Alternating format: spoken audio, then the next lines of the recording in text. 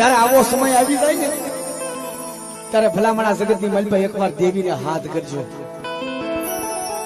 કદાચ ભયું ખાઈ જાય, હગું ખાઈ જાય, પણ દેવી આવી ઉભી રહી જાય.